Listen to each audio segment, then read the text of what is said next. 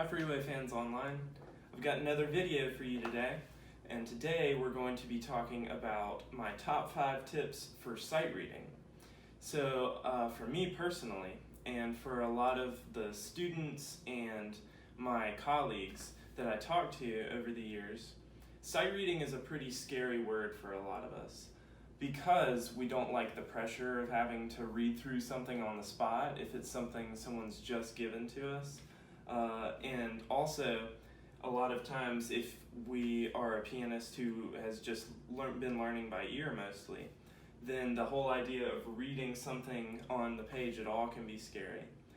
And so today I'm going to give you some tips that are going to help break it down and make it a little bit less intimidating. This video is not necessarily going to be showing you how to read individual notes. Instead, I'm going to be talking about, okay, we have the tools, we know notes, we've learned rhythms, we've been practicing reading music before, we have all of that. And now we're learning how to take it to the next level, how to read more efficiently and how to read on the spot sometimes. So here we go with today's video, which is the top 5 tips for sight reading. So now here you can see as an example the little bit that we'll be working with today. There's a lot of music on this page, but the only part we're going to be working with today is the bit down at the bottom next to the number 184. We're going to look at that from the beginning until the repeat sign. So it's just a short little bit of music, and you'll hear me play snippets of it throughout today's video, but just so you have an idea of how it goes, here is the whole excerpt by itself.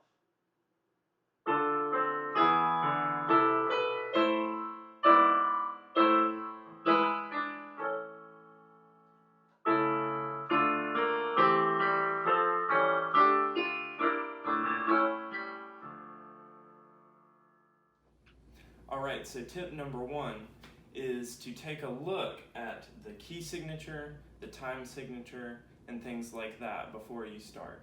Because if you just plow into it without knowing those things, then you can get yourself in a lot of trouble by the middle of the piece when you realize that every time there was an F, it should have been sharp.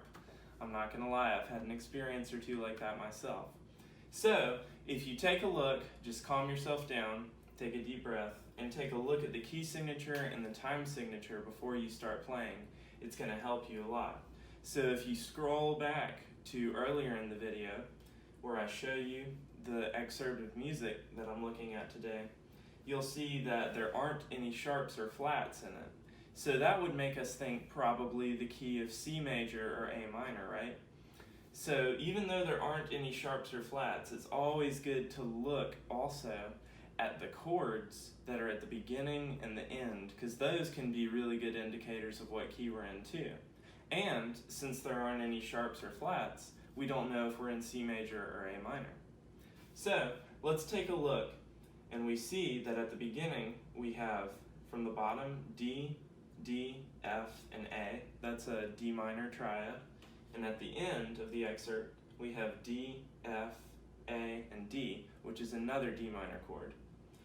So even though we have a key signature that tells us we would be in C major or A minor, we see that actually the excerpt that we're reading today is going to be centered around the key of D minor, because we're starting and ending on that chord. And if we look at the rest of it, it also matches up. So taking a look at your key signature can be important, because that tells you what you need to know as you go along. But also taking a look at the starting and ending chords can be just as important. Now that's key signatures.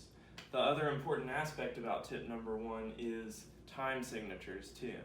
Luckily, we're just in regular old 4/4 time.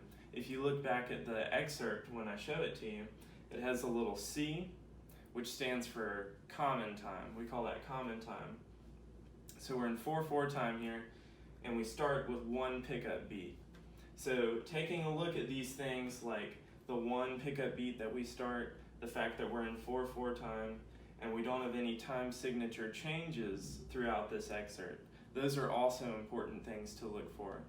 Because if you've been counting it in 4 as you go along, and you find out it's in 3 halfway through, it might feel a little bit weird for everybody listening to it. So, just to summarize everything that we've talked about for tip number 1, take a look at your starting and ending chords, your key signature, your time signature at the beginning, and any pickup measures or anything you have along the way. So tip number 1, take a look first. Alright, tip number 2 for sight reading is one more thing before you start playing. Take a look at the number of accidentals that you have that you're going to play. So that means sharps or flats that aren't in the key signature, but you can see them throughout the piece. And if you look at the excerpt when I show it to you in the video, you can see there are quite a few here. And then the other thing to look at before you start is the contour of the line. So that means, does it stay in one place? Do your hands kind of stay in one place on the keyboard? Or does it use a big range? Are you going to be moving your hands a lot? And even though it can be hard to tell a little bit, you can see in the video back when I show you the excerpt that there are sometimes when it can be pretty obvious you're going to have to move your hands. We have some pretty big stretches in here, so we're going to have to be moving our hands. So now we can prepare for that and be ready for it when it comes.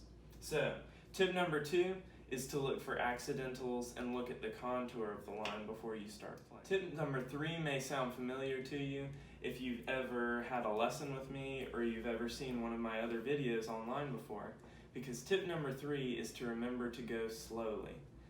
I myself have a habit of getting a little bit excited or nervous or something like that, anything that may cause you to want to go faster. But if you just remind yourself before you start playing to take it slowly, it'll help you so much. Not only because going slowly will help you be able to read the notes a little bit better as you're doing it, it'll help you to look ahead as well, which is how you can get your hands in the right place and how your brain can tell your hands where to go in the first place. So taking it slowly is super duper important. Even if you're playing something for somebody else for the first time, don't be afraid to ask them if you can take it a little bit slower, since it is, after all, the first time you've ever seen the music.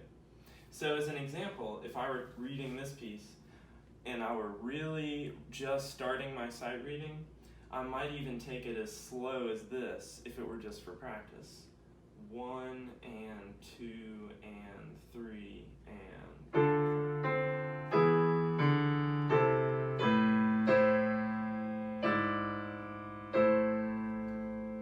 because that would allow me to reach the notes faster, even though I'm going slower. So, tip number 3 is sight reading, but slowly. Practice tip number 4 will help yourself get oriented in the music before you start playing, because practice tip number 4 is to count and to maybe even sing a little bit before you start playing. We'll start with counting. Since this piece starts with a pickup measure, like I mentioned earlier, it can be really helpful for us not to be confused by the way the beginning starts if we just count a couple measures before we start playing. So for this piece, it can also help us to count slowly before we start playing as well. And that will remind us to play slowly and get us oriented in the piece before we even start playing. So it has a double effect, really. So if I were going to count before I started playing this piece, I might count one full measure and then part of the other measure that starts before the pickup beat, like this. 1, 2, 3, 4. 1, 2, 3. Like that. The other thing that I mentioned is singing before you even start playing. So this may be scary for some of you who haven't ever sung by reading music on a page. So even if you can't sing, it can be helpful to just hum through the rhythms just by themselves. So if I were reading the melody, the top line of this piece, I might go and that would get me used to what I'm about to play. And if you can sing, then you can also pre-hear the notes before you even start playing. So counting ahead will help you slow down, which helps you look ahead. So counting ahead can help you down the line through the whole sight reading. So that's tip number 4, is to count and sing if you can before you start playing.